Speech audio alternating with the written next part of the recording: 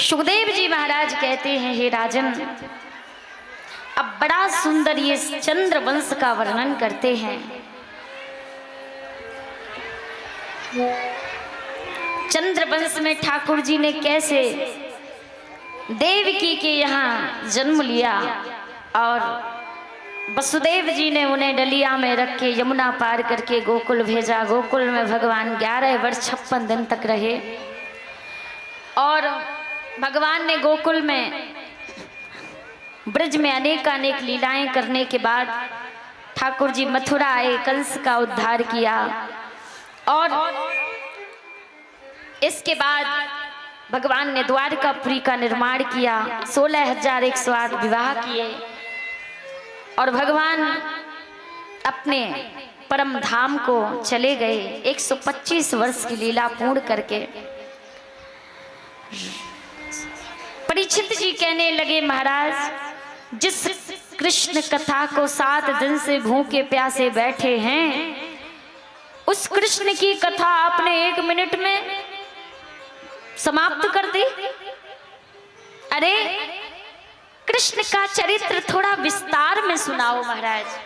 तो अब श्री सुखदेव जी महाराज कृष्ण चरित्र, कृष्ण कथा की कथा को विस्तार में सुनाते हैं। सुखदेव जी कहते हैं, राजन, कथितो वंश विस्तारो भवतो सोम सूर्य। सुखदेव जी कहते हैं, राजन, अब हम कृष्ण चंद्र वंश का वर्णन करते हैं, ध्यान से सुनो। इस चंद्र वंश में जिसमें ठाकुर जी अवतार लेकर आए,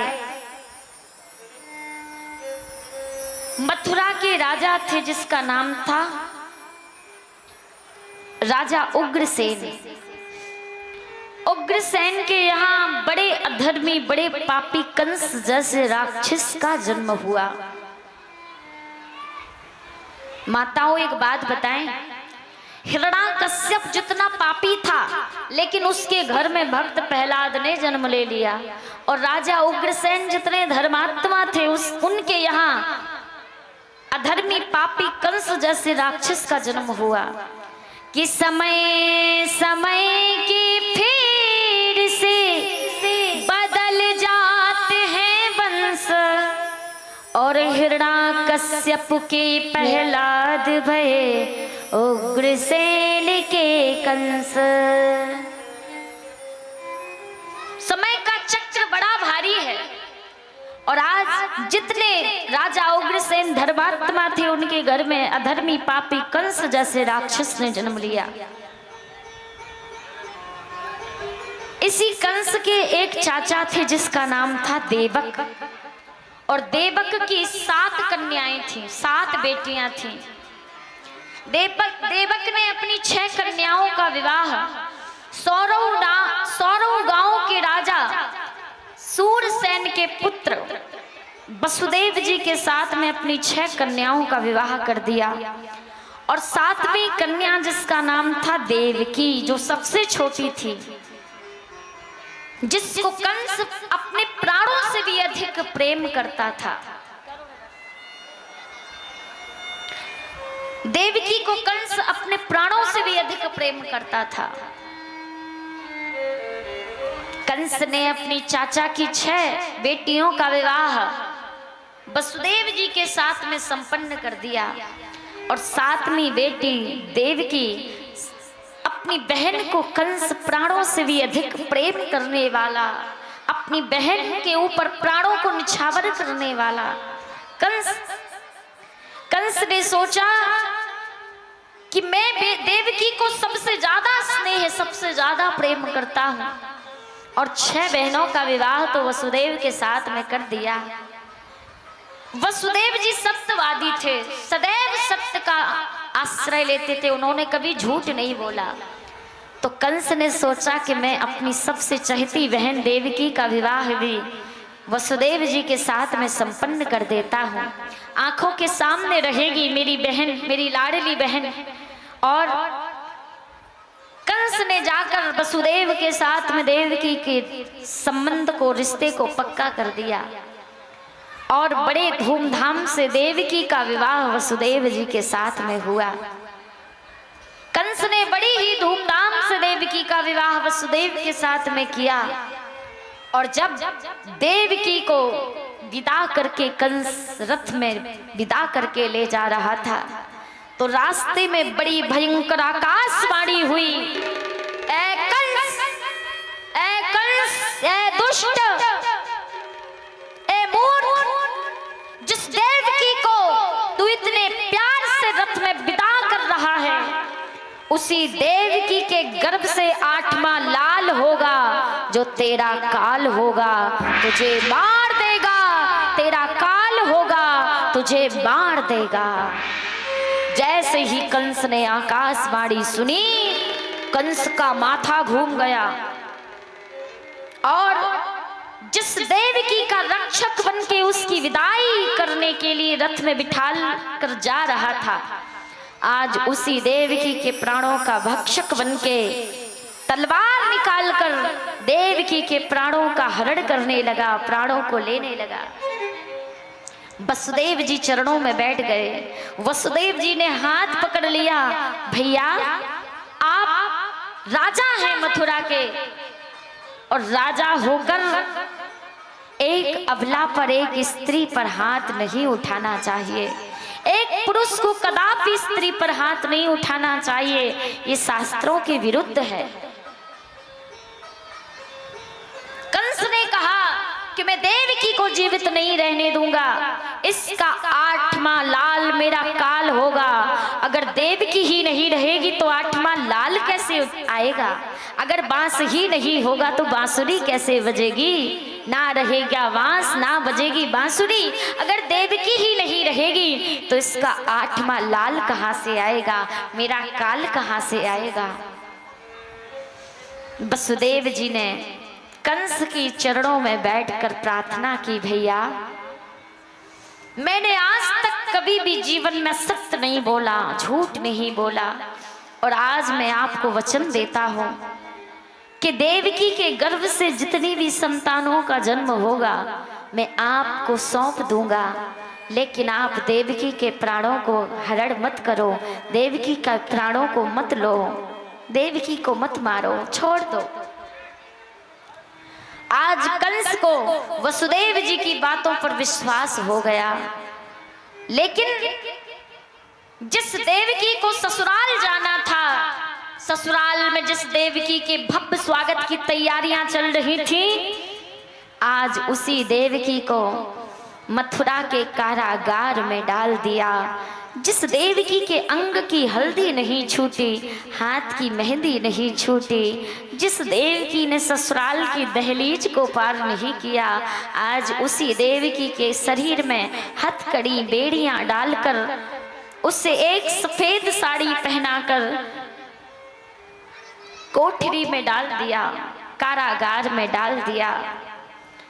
एक एक करके खुल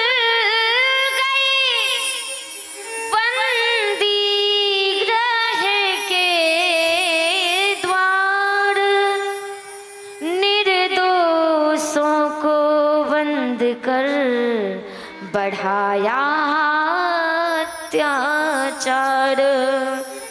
आज बंदी गृह के एक एक करके दरवाजे खुलते गए और देवकी और वसुदेव को कारागार में जकड़ के कंस ने कारागार में डाल दिया। कुछ समय जब बीता तो देवकी के गर्भ में प्रथम बालक आया। प्रथम बालक आया। देवकी ऐसा दिन नहीं जाता कि रोती ना हो, क्योंकि उसके पति वसुदेव वचन दे चुके थे कि बालक पैदा होते ही कंस को सौंप दिया जाएगा। तो जितनी बालक होने की प्रसन्नता नहीं, उतनी देवकी पल पल छिन छिन रोती है, तड़पती है, बिलखती है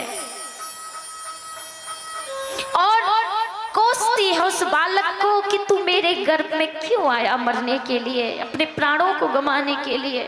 अरे तू तो पैदा होते सी उस पापी, उस अधर्मी, उस निष्ठुर, उस निर्दयी पापी कंस के हाथों में मरने के लिए, तेरी बलि चढ़ने के लिए जाना है। रोती है, बिलखती है देवकी। और धीरे धीरे जब समय बीता, 9 महीने जब बीते, तो देवकी गहरी नींद में सोई हुई है, मूर्छित अवस्था में भूमि पर पड़ी है। देवकी के गर्भ से पहले बालक ने जन्म लिया, जिस बालक का नाम था कीर्तिमान। कीर्तिमान बालक ने जब जन्म लिया, देवकी मूर्छित पड़ी हुई थी भूमि पर। वसुदेव जी ने सोचा कि देवकी के जागने से पहले इस बालक को कंस को सौंप देना चाहिए। कहीं अगर देवकी की ममता जाग गई तो फिर मैं इस बालक को ले जाने में विवश हो जाऊंगा। मैं कैसे ले जा सकूंगा देवकी के हाथों से छीनकर उसके जिगर के, उसके आंचल का टुकड़ा। यहाँ मैया देवकी मूर्छित अवस्था में भूमि पर पड़ी हैं और वहां वसुदेव जी ने कीर्तिमान को उठाया, नन्हे से बालक को उठाया और आज कंस के सामने लेकर उस बालक को पहुंच गए। कंस ने जब नन्हे से बालक कीर्तिमान को देखा तो कंस के मन में दया जाग गई। कंस के मन में दया जाग गई और कंस सोचने लगा कि ये इतना छोटा सा बालक मुझे कैसे मारेगा। अरे मेरा बैर इस बालक से नहीं, मेरा बैर तो देवकी के 8वें बालक से है, 8वीं संतान से है। कंस ने आज उस बालक को वापस कर दिया वसुदेव जी को। वसुदेव जी जब उस बालक को लेकर वापस लौटने लगे, इतने में नारद बाबा आ गए और नारद जी ने कंस से कहा, कंस मूर्ख, तूने इस बालक को वापस कर दिया। तुझे पता है इन कमल की पंखुड़ियों को गिनना प्रारंभ कर। ये पंखुड़ी में से कौन सी 8वीं और कौन सी पहली बता। कंस का माथा घूम गया। नारद जी कहने लगे, ये पहली 8वीं भी तो हो सकती है। हाँ, ये पहली संतान 8वीं भी तो हो सकती है जिसे तूने वापस कर दिया। कंस का माथा घूमा और वसुदेव जी को रोका। वसुदेव जी के हाथों से नन्हे से बालक कीर्तिमान को छीनकर कंस ने पत्थर से पटक दिया और एक एक करके 6 बालकों की हत्या देवकी के कर डाली। 7वीं बार में स्वयं शेष स्वरूप बनकर बलराम जी मैया देवकी के गर्भ में जाते हैं तो भगवान योग माया को आज्ञा देते हैं, योग माया जाओ, मैया देवकी के गर्भ में मेरे बड़े भैया शेष स्वरूप बलराम पल रहे हैं और संकर्षण के द्वारा देवकी के गर्भ से खींचकर मैया रोहिणी के गर्भ में मेरे भैया को पहुंचा दो। योग माया ने कहा, मुझे क्या मिलेगा। तो भगवान कहने लगे, इस कलयुग में तुम अनेका अनेक नामों से जानी जाओगी, पूजी जाओगी। ओम जयंती मंगला काली भद्रकाली कपालिनी दुर्गा क्षमा शिवा धात्री स्वाहा स्वधा नमोस्तुते। इस कलयुग में कात्यायनी महामाये महायोगेन्निधीश्वरी अनेका अनेक नामों से तुम पूजी जाओगे। योग माया ने देवकी के गर्भ से उस बालक को खींचकर मैया रोहिणी के गर्भ में प्रतिष्ठित कर दिया और 7वीं बार में श्री बलराम जी का देवताओं ने स्तुति गाई है। क्या कि जय शंकर सण जय बलराम,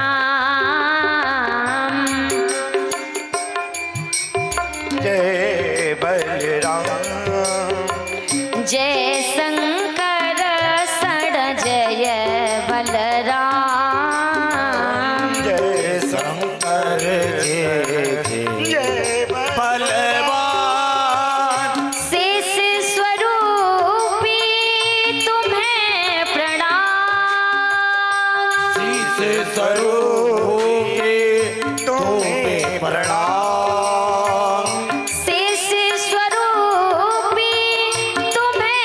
प्रणाम, जय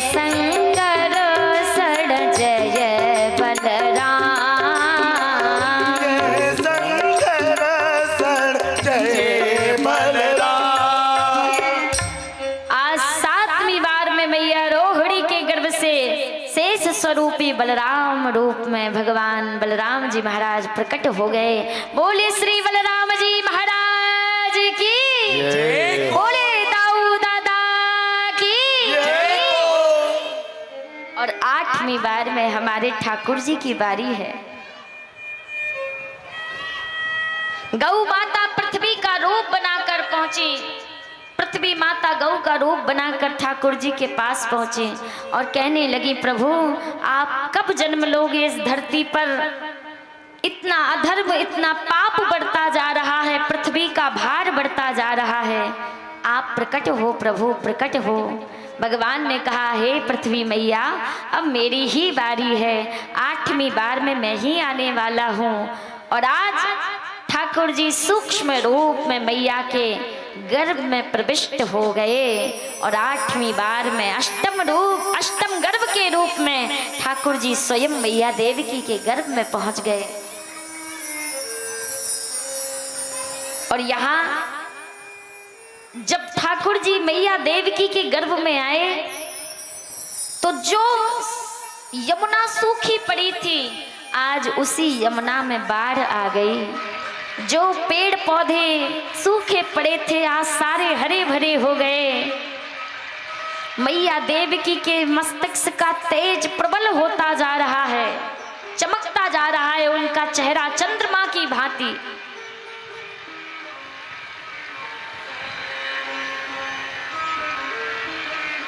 और धीरे धीरे जब समय बीता, कंस ने अपने कारागार में पहरेदारियों को और कड़ी सुरक्षा कर दी, बड़े बड़े पहरेदार लगा दिए और देवकी को सबसे अंदर वाले कारागार में ले जाकर डाल दिया,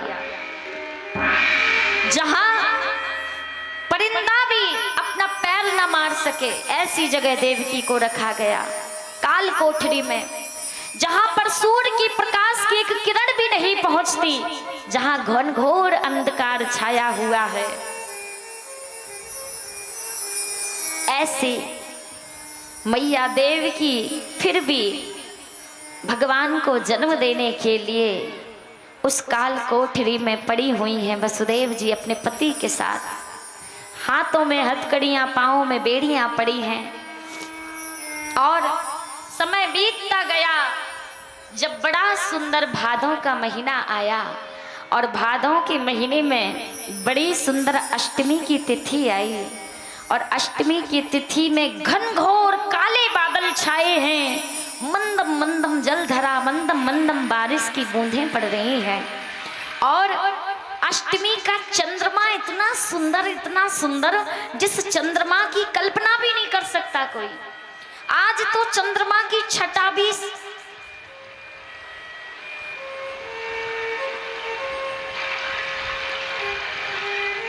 यमुना की धारा तेज होने लगी। क्यों? ठाकुर जी का जन्म का जैसे ही समय सन्निकट आता है, यमुना अपने वेग से बढ़ती जा रही हैं और अपने पति के बाल रूप के दर्शन करने के लिए यमुना मैया भी बड़ी आतुर हो रही हैं कि कब मेरे पति के बाल रूप के मुझे दर्शन हो।